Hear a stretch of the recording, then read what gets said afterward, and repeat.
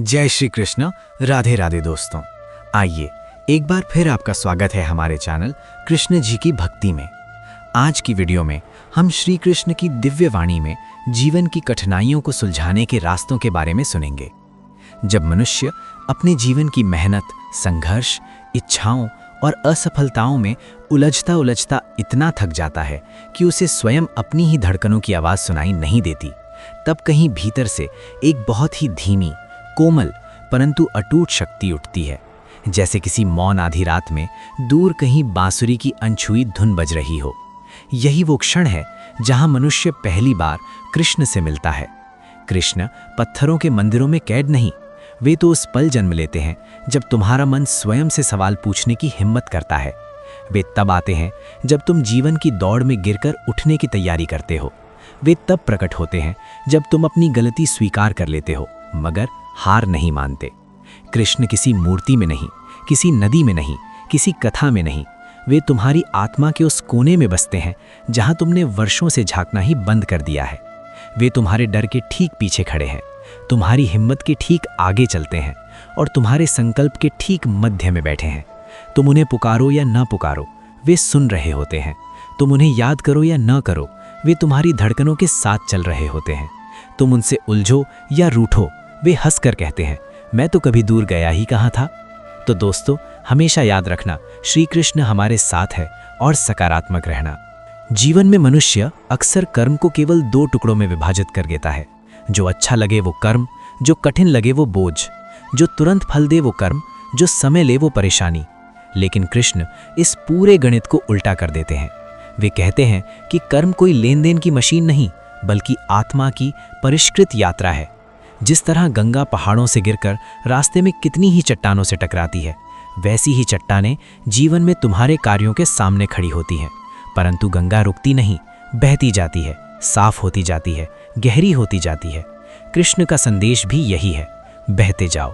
परिणाम की चिंता मत करो, क्योंकि चिंता मन को जंजीर में बांध देती है और कर्म उस जंजीर को काटकर मुक्त करता है। जो आज कठिन लगता है वो कल तुम्हें मजबूत बना देगा। जो आज असंभव लगता है वो परसों तुम्हारा गुण बन जाएगा। और जो आज तुम्हें रुला रहा है वो कुछ महीनों बाद तुम्हें मुस्कुरा कर कहेगा, देखा तुम कर सकते थे। कृष्ण कर्म को पूजा कहते हैं, पर पूजा का अर्थ यहाँ कोई मंत्र या फूल नहीं। पूजा का अर्थ है वो काम जो तुम बिना किसी लालच, बिना किसी भय और बिना किसी दिखावे के करते हो। कृष्ण उन कर्मों पर मुस्कुराते हैं जिन्हें कोई देखता नहीं, पर तुम ईमानदारी से करते हो। दोस्तों, किसी को दिखाने के लिए कोई कार्य न करें। कोई भी कार्य अपने मन से और खुशी से अपना कर्तव्य समझकर करना चाहिए। दिखावे के लिए किया गया कार्य सफल नहीं होता। जब जीवन तुम्हें दो राहों के बीच खड़ा कर देता है, एक सरल पर अधूरी और दूसरी कठिन पर सच्ची, तब तुम्हारे भीतर भी एक अर्जुन जन्म लेता है। अर्जुन केवल युद्ध भूमि में नहीं था, अर्जुन हर उस व्यक्ति में बसता है जो सही निर्णय लेने से पहले 1000 बार सोचता है। हम सबकी अपनी अपनी कुरुक्षेत्र है। किसी का कर्म क्षेत्र घर है, किसी का ऑफिस, किसी का मन, किसी का संबंध और किसी का दिल। और सबसे बड़ा युद्ध हमेशा बाहर नहीं, भीतर होता है। अर्जुन तब हारा था जब उसने धनुष नीचे रखा। वो तब जीता जब उसने अपने प्रश्न कृष्ण से पूछने की हिम्मत की। प्रश्न पूछना कमजोरी नहीं, प्रश्न तो वो दीपक है जो अंधकार से तुम्हें निकालता है। कृष्ण ने अर्जुन को ज्ञान नहीं दिया, कृष्ण ने तो केवल उसका मन साफ किया। असली शक्ति अर्जुन की थी जो वो भूल गया था। तुम भी अपनी शक्ति भूल जाते हो, तुम भी अपनी क्षमता को कम आंकते हो, तुम भी समय समय पर डर जाते हो। पर तुम में भी एक अर्जुन है और तुम्हारे अर्जुन को जगाने के लिए तुम्हारे भीतर भी एक कृष्ण है, तुम्हारी ही चेतना का वो प्रकाश जो तुम्हें गिरने नहीं देगा। दोस्तों, आप गिरने से न डरें, गिरें, उठें और आगे बढ़ें। प्रेम से बोलिए, जय श्री कृष्ण, राधे राधे। कृष्ण की सबसे बड़ी शक्ति ये नहीं थी कि वे दिव्य थे, उनकी सबसे बड़ी शक्ति ये थी कि वे धैर्यवान थे। उन्होंने धैर्य के साथ समय को देखा, धैर्य के साथ परिस्थितियों को समझा, धैर्य के साथ निर्णय लिए। मंदोदरी, द्रौपदी, कंस, शिशुपाल, किसी के लिए उन्होंने जल्दबाजी नहीं की। कृष्ण को पता था कि समय हमेशा सत्य का साथ देता है, इसीलिए कृष्ण जल्दी में कोई कार्य नहीं करते। तुम भी आज जल्दी में हो, पैसा जल्दी चाहिए, सफलता जल्दी चाहिए, सम्मान जल्दी चाहिए, परिणाम जल्दी चाहिए। लेकिन कृष्ण कहते हैं कि जिस पेड़ को तुम जड़ से मजबूत बनाना चाहते हो उसे तूफान से पहले लंबा होने की आवश्यकता नहीं होती। धैर्य वो शक्ति है जो मनुष्य को नष्ट नहीं होने देती। धैर्य वो शिक्षक है जो सबसे कठोर परीक्षा लेकर सबसे बेहतरीन परिणाम देता है। जो धैर्य सीख लेता है वो जीवन को समझ लेता है, और जो जीवन को समझ लेता है उसे कुछ भी हिला नहीं सकता। दोस्तों, अपना हौसला हमेशा ऊंचा रखो, क्योंकि ऊंचे हौसले ही इंसान के आत्मविश्वास को बढ़ाता है, और आत्मविश्वास इंसान को गहरे से गहरे गड्ढे से बाहर निकाल देता है। लोग पूछते हैं कि कृष्ण हर पल मुस्कुराते क्यों हैं? क्या उन्हें कोई दुख नहीं? क्या उन्हें किसी की चिंता नहीं? क्या उन्हें किसी क्षण कोई भय नहीं हुआ? पर उनकी मुस्कान का रहस्य ये है कि कृष्ण जानते थे दुख स्थायी नहीं, चिंता स्थायी नहीं, और भय तो बिल्कुल नहीं। कृष्ण मुस्कुराते थे क्योंकि वे जानते थे कि हर परिस्थिति एक अध्याय की तरह खत्म हो जाएगी। इसलिए वे स्थिति से नहीं, स्थिति के पार देखते थे। जब तुम भी अपने जीवन में मुस्कुराना शुरू कर दोगे, दर्द के बीच, संघर्ष के बीच, हार के बीच, तब दुनिया तुम्हें ऐसा समझेगी जैसे तुम्हें कुछ फर्क ही नहीं पड़ता। मगर सच्चाई ये होगी कि तुम कृष्ण की उस दृष्टि को सींच रहे हो जिसमें हर चुनौती अवसर बन जाती है। दोस्तों, हमारे जीवन में जब कोई आपदा आए तो घबराए नहीं। इस फिराक में रहें कि मैं इस आपदा तो अवसर में कैसे परिवर्तित कर सकता हूँ। जिस दिन हमने आपदा को अवसर में बदलना सीख लिया, उस दिन से सारी परेशानी हमारे सामने छोटी है। मनुष्य तब बदलता है जब वो अपने जीवन की शोरगुल भरी भागदौड़ के बीच अचानक रुककर ये महसूस करता है कि उसका मन लंबे समय से बिना रुके बोलता रहा है और वो कभी उसकी असली आवश्यकता को समझ ही नहीं पाया। यही वो क्षण है जब मन के भीतर कोई अनसुनी खटपट, कोई अनकहा कंपन, कोई अदृश्य झंकार जाग उठती है, जैसे किसी ने भीतर से पुकारा हो, अब अपने आप से मिलने का समय आ गया है। यही कृष्ण का पहला स्पर्श है। वो तुमसे मंदिर में नहीं, किताबों में नहीं, किसी प्रवचन में नहीं, बल्कि तुम्हारी अपनी थकी हुई सांसों के बीच मिलता है, जहां तुम स्वीकार करते हो कि तुम टूटे हो पर खत्म नहीं, अकेले हो पर खोए नहीं, थके हो पर हारने को तैयार नहीं। कृष्ण कोई दृश्य नहीं, कोई कल्पना नहीं, कोई कहानी नहीं। कृष्ण एक परिवर्तन की वो आवाज़ है जो केवल तब सुनाई देती है जब मन अपनी सबसे गहरी चुप्पी को छूता है, और उस चुप्पी में तुम्हें महसूस होता है कि कोई तुम्हारे भीतर बरसों से बैठा था, तुम्हारी प्रतीक्षा में। कर्म को लोग अक्सर मेहनत, संघर्ष या परिणामों की इच्छा से जोड़कर देखते हैं, पर कृष्ण की दृष्टि में कर्म वो साधना है जो तुम्हारी आत्मा को निखारती है, तुम्हारे व्यक्तित्व को तराशती है और तुम्हारे भीतर से झूठ, डर और आलस्य को धीरे धीरे गला देती है। जब मनुष्य कर्म को बोझ समझकर करता है तो वो थक जाता है, पर वही जब कर्म को यात्रा समझकर करता है तो वो बढ़ जाता है। कृष्ण का संदेश ये है कि कर्म वो पुल है जो तुम्हें भविष्य तक ले जाता है, पर वो पुल तुम्हें अपने ही हाथों से बनाना होता है। और पुल हमेशा पत्थरों से नहीं बनते, कभी कभी धैर्य से बनते हैं, कभी साहस से, कभी स्वीकार से और कभी विश्वास से। जीवन में ऐसे दिन आएंगे जब तुम्हें लगेगा कि तुम्हारी मेहनत बेकार जा रही है, पर कृष्ण कहते हैं कि कर्म कभी व्यर्थ नहीं होता, क्योंकि कर्म का फल वस्तु नहीं, अनुभव होता है। सफलता नहीं, विकास होता है, और विकास वो खजाना है जिसे कोई छीन नहीं सकता। याद रखना दोस्तों, जिस फल को आप अपने मेहनत से पकाते हो उसे आपसे कोई छीन ही नहीं सकता, वो आप तक अवश्य पहुंच जाएगी। आइए मेरे साथ प्रेम से बोलिए, जय श्री कृष्ण, राधे राधे। हर व्यक्ति के भीतर एक अर्जुन छिपा है। वो अर्जुन जो दुविधा में है, जो संघर्ष से घबराता है, जो रिश्तों और कर्तव्य के बीच उलझता है, जो सच जानते हुए भी निर्णय नहीं ले पाता। अर्जुन की असली समस्या युद्ध नहीं थी, असली समस्या था उसका भ्रम। वो युद्ध क्षेत्र से नहीं, अपने ही मन से डर रहा था। और ये वही डर है जो आज तुम्हारे निर्णयों को रोकता है कि लोगों को क्या लगेगा, कौन साथ देगा, कितनी मुश्किल होगी, क्या होगा अगर असफल हो गए। लेकिन कृष्ण समझाते हैं कि डर का समाधान भाग जाना नहीं, बल्कि स्पष्टता पाना है। स्पष्टता तब आती है जब तुम अपने भीतर की आवाज़ सुनते हो और समझते हो कि सही काम कठिन हो सकता है, पर गलत काम का बोझ उससे भी भारी होता है। जब तुम्हारे भीतर का अर्जुन अपना धनुष उठाता है, तब तुम्हारे भीतर का कृष्ण मुस्कुराता है, क्योंकि वही क्षण तुम्हारी नियति बदल देता है। दोस्तों, याद रखना, हमारे जीवन में हमारे आसपास कई लोग होते हैं जो हमें उकसाते हैं, हमें भड़काते हैं, लेकिन हमें अपना धैर्य नहीं खोना है।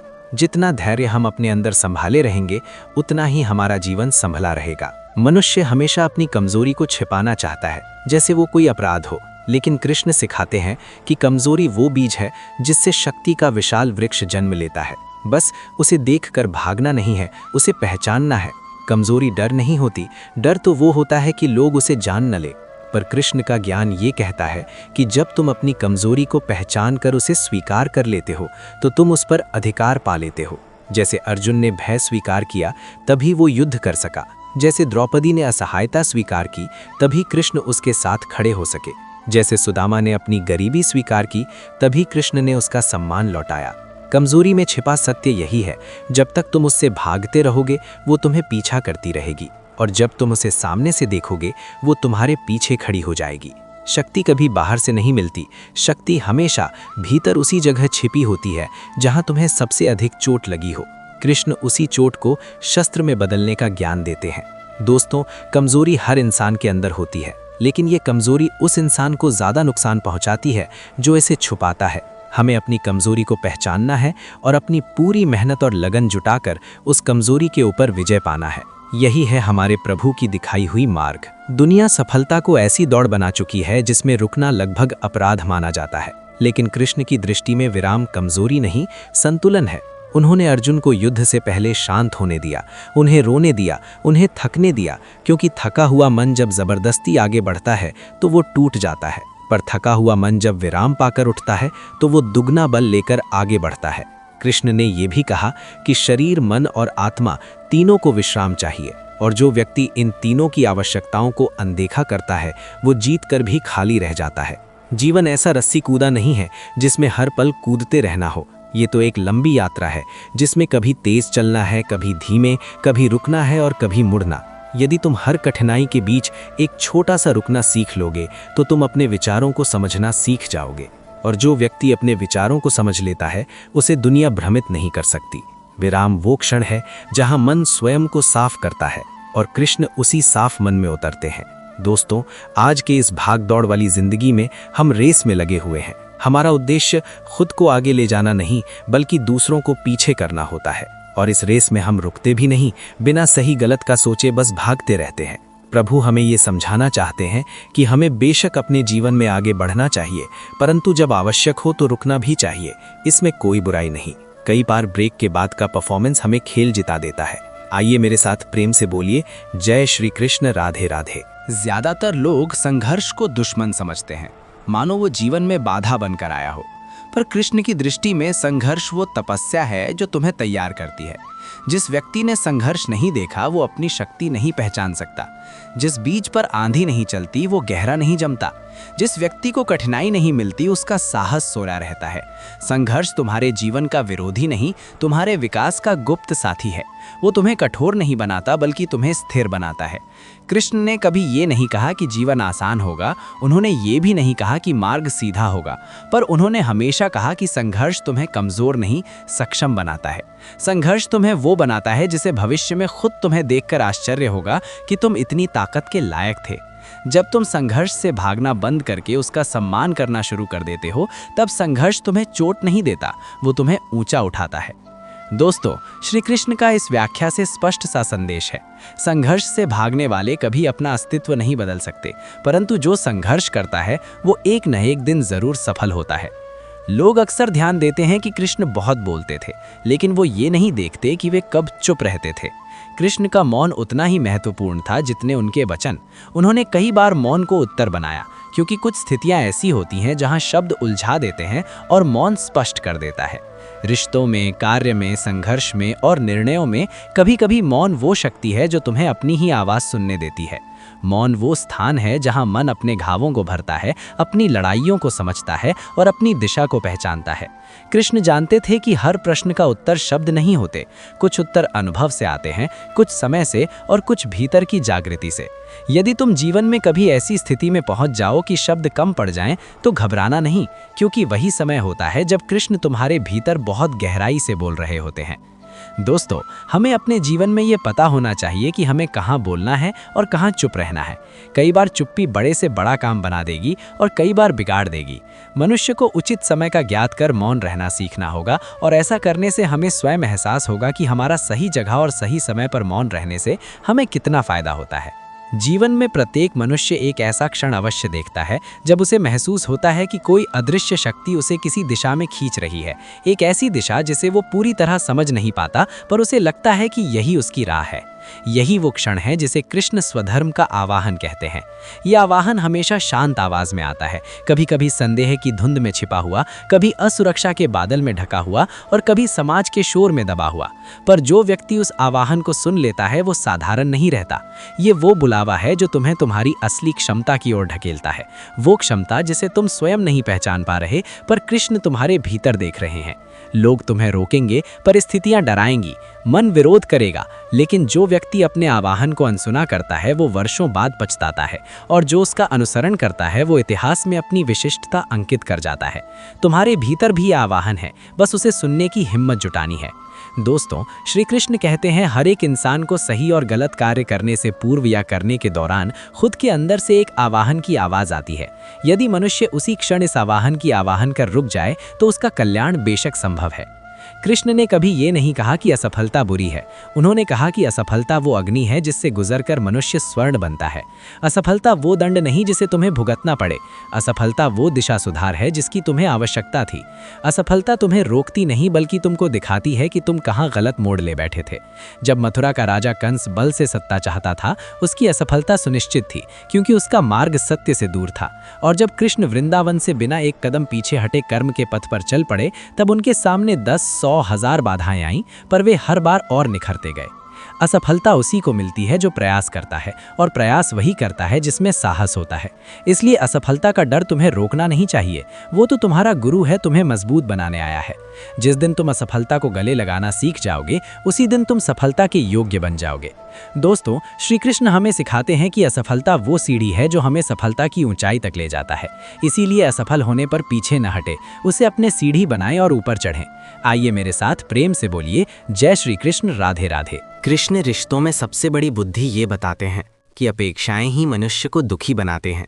जिसके लिए तुम अपना दिल खोलते हो वही कभी तुम्हें समझ नहीं पाता। जिसे तुम सबसे पास समझते हो वही कभी सबसे दूर चला जाता है। पर कृष्ण कहते हैं कि ये दोष व्यक्ति का नहीं बल्कि हमारी उम्मीदों का होता है।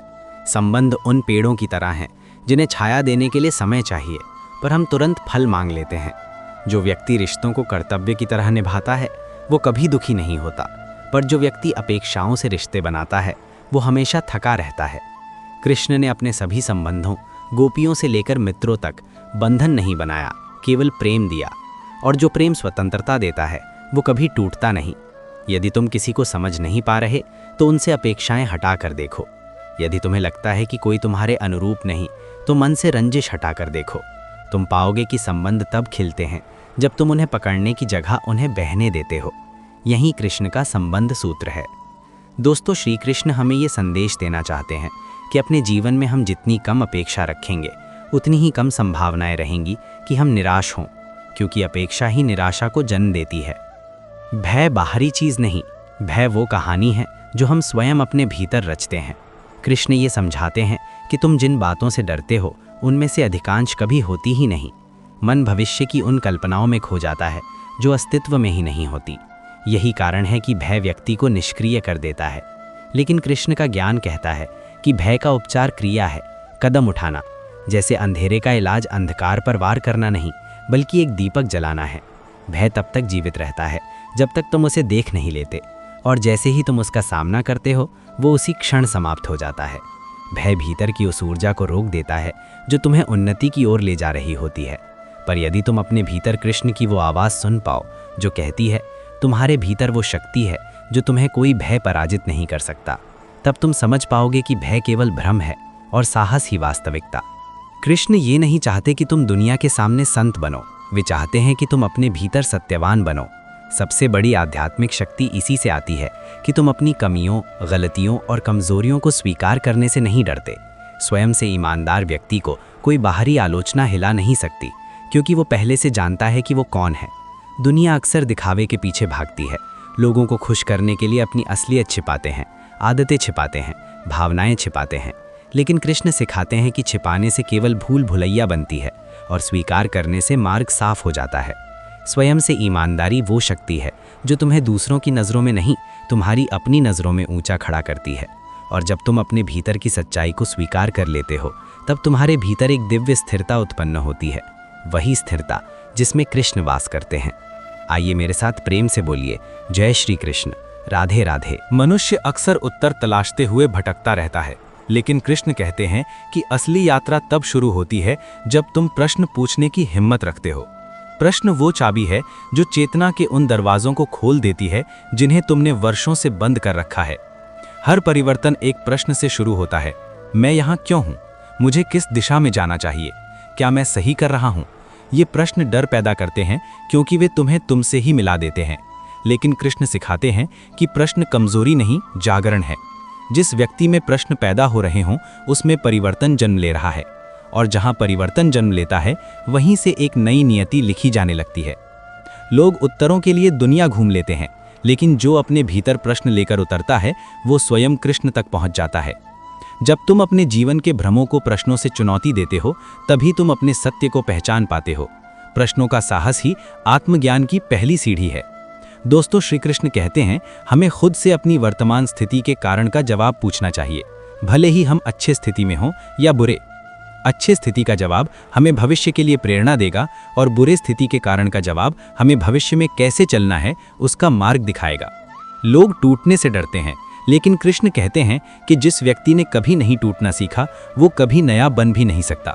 टूटन विनाश नहीं, पुनर्निर्माण है।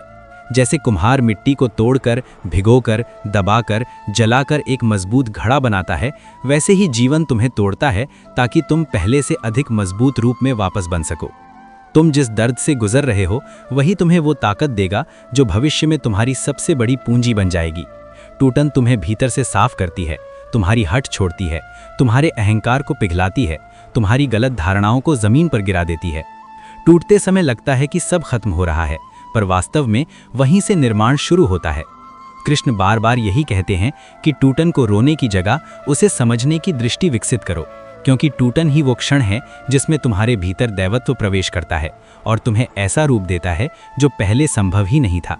दोस्तों, श्री कृष्ण कहते हैं टूटना हर मनुष्य के विधि का विधान है, परंतु टूटने के पश्चात हम बिखरना नहीं, अपितु हमें संग्रहित होकर एक नए आकार में बदलना चाहिए जो पहले से मजबूत और सुंदर दोनों हों। मनुष्य की सबसे बड़ी गलती ये है कि वो अपनी यात्रा की तुलना किसी और की यात्रा से करने लगता है, लेकिन कृष्ण बताते हैं कि हर आत्मा की अपनी गति है, अपनी राह है, अपनी मंजिल है। किसी के तेज चलने से तुम धीमे नहीं हो जाते और किसी के आगे निकल जाने से तुम पीछे नहीं रह जाते। जीवन कोई दौड़ नहीं, जीवन वो नदी है जिसमें हर व्यक्ति अपनी धारा में बहता है। कृष्ण कहते हैं कि तुलना मन का जहर है, ये धीरे धीरे आत्मविश्वास को खा जाती है और व्यक्ति को अपनी ही क्षमताओं पर शक करवाने लगती है। जिस तरह हर फूल अपने समय पर खिलता है, वैसे ही हर मनुष्य अपने समय पर चमकता है। किसी और की सफलता देखकर बेचैन होने की जगह अपने मार्ग पर ध्यान दो। तुम्हारी मंजिल तुमसे दूर नहीं, वो तुम्हारे कदमों का इंतजार कर रही है। सफलता तब आती है जब तुम अपनी गति से, अपने संकल्प से, अपनी दिशा में आगे बढ़ते हो। तुलना मत करो, अपने भीतर की यात्रा को अपना गुरु बनाओ। श्री कृष्ण कहते हैं कि हर इंसान का अपना अपना किरदार है, हमें कभी किसी से बराबरी नहीं करनी चाहिए। एक डॉक्टर की पुलिस से तुलना नहीं हो सकती, एक ट्रक के ड्राइवर की हवाई जहाज के पायलट से नहीं हो सकती। हर इंसान की अपनी अपनी खासियत और अहमियत है, इसीलिए तुलना से दूर रहें। कृष्ण कहते हैं कि मनुष्य का सबसे बड़ा शत्रु बाहर नहीं, उसके भीतर बैठा अहंकार है। अहंकार वो पर्दा है जो व्यक्ति को उसकी ही श्रेष्ठता देखने नहीं देता। अहंकार बताता है कि तुम दूसरों से बड़े हो, लेकिन सत्य ये है कि वो तुम्हें तुमसे ही छोटा कर देता है। अहंकार तुम्हें सीखने से रोकता है, सुनने से रोकता है, बदलने से रोकता है। यही कारण है कि कृष्ण अर्जुन को बार बार विनम्रता का संदेश देते हैं, क्योंकि विनम्रता मन को खोलती है और अहंकार उसे बंद कर देता है। जब व्यक्ति अहंकार से मुक्त होता है तब वो ज्ञान का पात्र बन जाता है। जितना तुम खाली होते जाओगे उतना अधिक कृष्ण तुम्हारे भीतर भरते जाएंगे। विनम्रता वो सीढ़ी है जिससे सबसे ऊंची सफलता हासिल होती है। जो व्यक्ति झुकना सीख लेता है वो कभी टूटता नहीं, और जो व्यक्ति टूटता नहीं वो हमेशा विजय पाता है। अहंकार को छोड़ो, तुम्हारे भीतर बहुत बड़ा आकाश तुम्हारा इंतजार कर रहा है। श्री कृष्ण कहते हैं अहंकारी को उसका अहंकार ही मारता है। मनुष्य को अहंकार बिल्कुल नहीं करना चाहिए, बस इतना ध्यान रखना चाहिए न हम इस दुनिया में कुछ लेकर आए थे न लेकर जाएंगे। कृष्ण की एक बात सबसे महत्वपूर्ण है, वो ये कि जीवन हमेशा वर्तमान में जिया जाता है, न अतीत में और न भविष्य में। अतीत केवल स्मृति है और भविष्य केवल कल्पना, लेकिन मन इन्हीं दो किनारों के बीच भटकता रहता है और वर्तमान की शक्ति खो देता है। वर्तमान वो क्षण है जिसमें तुम निर्णय लेकर अपनी नियति बदल सकते हो। वर्तमान वो क्षण है जिसमें तुम्हारा मन सबसे अधिक शक्तिशाली होता है। लेकिन मनुष्य अपने वर्तमान को हमेशा भविष्य की चिंता या अतीत की चोट से ढक देता है। कृष्ण सिखाते हैं कि यदि तुम हर क्षण को पूर्णता से जीना सीख लेते हो तो तुम अपनी ऊर्जा को बिखरने से बचा लेते हो। वर्तमान वो स्थान है जहां तुम्हारी चेतना सबसे स्पष्ट होती है। जब तुम वर्तमान में जीते हो तब तुम वही देखते हो जो सत्य है, न वो जो बीत चुका, न वो जो आने वाला है। वर्तमान में जीना ही आत्मा का सबसे बड़ा तप है। दोस्तों, आइए मेरे साथ प्रेम से बोलिए, जय श्री कृष्ण, राधे राधे। जैसे ही जीवन में अंधेरा घना होता है और मन दिशा खो देता है, उसी क्षण कृष्ण की वाणी हमारे भीतर एक शांत प्रकाश की तरह जगते है, जो कहती है कि परिस्थितियां तुम्हें नहीं गढ़ती, बल्कि तुम्हारे निर्णय तुम्हें बनाते हैं। अर्जुन की तरह हम सब कभी न कभी अपने ही संघर्षों के मैदान में खड़े होते हैं, जहां मन डर से कांपता है, जिम्मेदारियां बोझ लगती हैं और भविष्य धुंधला दिखाई देता है। लेकिन कृष्ण समझाते हैं कि शक्ति बाहर से नहीं आती, वो भीतर छिपी होती है, बस उसे पहचानने की ज़रूरत होती है। वे हमें ये भी याद दिलाते हैं कि हर चुनौती में एक दिव्य संदेश छिपा है। आगे बढ़ो, क्योंकि ठहराव जीवन का नियम नहीं है। कर्म करते रहो, क्योंकि कर्म ही वो यज्ञ है जो मन को शुद्ध करता है और लक्ष्य तक पहुंचाता है। जब हम वचन, प्रयास और धैर्य के साथ आगे बढ़ते हैं तो कृष्ण कहते हैं कि पूरा ब्रह्मांड हमारे लिए मार्ग बनाता है। वे सिखाते हैं कि डर का अंत ज्ञान से होता है और ज्ञान का आरंभ स्वयं पर विश्वास से। अगर किसी क्षण जीवन टूटने लगे तो बस एक बात याद रखना, कृष्ण का प्रेम तुम्हारे भीतर है, तुम्हारी श्वास में है, तुम्हारी यात्रा में है। तुम्हें लड़ाई अकेले नहीं लड़नी, क्योंकि जिसने ब्रह्मांड को संभाला है वो तुम्हारे हृदय में भी विराजमान है। इसलिए उठो, अपनी असफलताओं को सीढ़ी बनाओ, अपने सपनों को अपना धर्म बनाओ और अपने कर्म को अपनी पूजा। जब मन डगमगाए तो चित्त को शांत करो और आत्मा की आवाज़ सुनो। वही आवाज़ कृष्ण का संदेश है, जो कहती है तुम रुकने के लिए पैदा नहीं हुए, तुम चमकने के लिए पैदा हुए हो।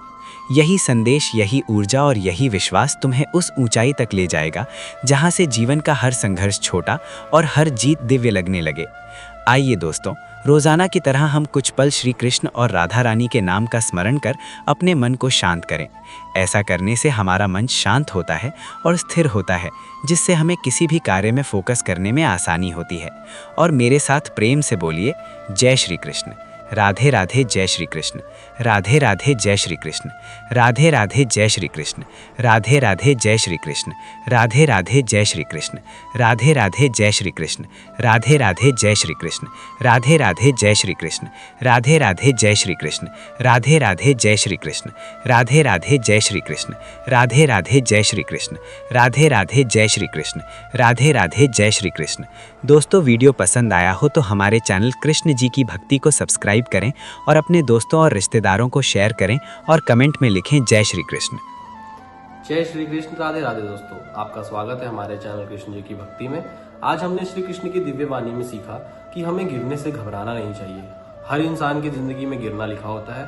श्री कृष्ण हमें सिखाते हैं कि हमें गिरने के बाद वापस उठना है और अपने राह पर वापस पूरी मेहनत के साथ चलना है। सफलता हमें अवश्य मिलेगी। हमने श्री कृष्ण की वाणी में ये जाना कि मेहनत का फल कभी भी किसी भी इंसान को ऐसा हो ही नहीं सकता कि वो ना मिले। हमें बस मेहनत करना है, आज नहीं तो कल वो फल हमें अवश्य मिलेगा। श्री कृष्ण की दिव्यवाणी में हमने ये देखा कि आज की इस भागदौड़ भरी दुनिया में लोग सिर्फ एक दूसरे से रेस लगा के बैठे हुए हैं। हम ये इंटेंशन से अपनी जिंदगी में आगे नहीं बढ़ रहे हैं कि हमें आगे जाना है, हम इस इंटेंशन से आगे बढ़ रहे हैं कि हमें दूसरों से आगे जाना है। तो श्री कृष्ण ने हमें सिखाया कि हमें अपनी राह के बारे में सोचना चाहिए, दूसरों को पीछा करने का नहीं सोचना चाहिए। आज हमने ये देखा कि हमें आस्था कितनी इंपॉर्टेंट है आज की डेट में हमारी जिंदगी में। लोग धीरे धीरे एडवांस होते जा रहे हैं, पूजा पाठ से दूर होते जा रहे हैं, बट श्री कृष्ण की भक्ति जिन लोगों ने की है उन्हें अपने जीवन में निराशा बिल्कुल भी फेस नहीं करनी पड़ी है। तो श्री कृष्ण हमें सिखाते हैं कि अपने जीवन में हमें कर्म पे पूरी तरह से फोकस करना चाहिए और धीरे धीरे सफलता ऑटोमेटिक हमारे करीब आती जाती है। तो दोस्तों, आपसे अनुरोध करता हूँ कि मेरे चैनल कृष्ण जी की भक्ति को सब्सक्राइब करें और अपने दोस्तों के साथ शेयर करें। जय श्री कृष्ण, राधे राधे।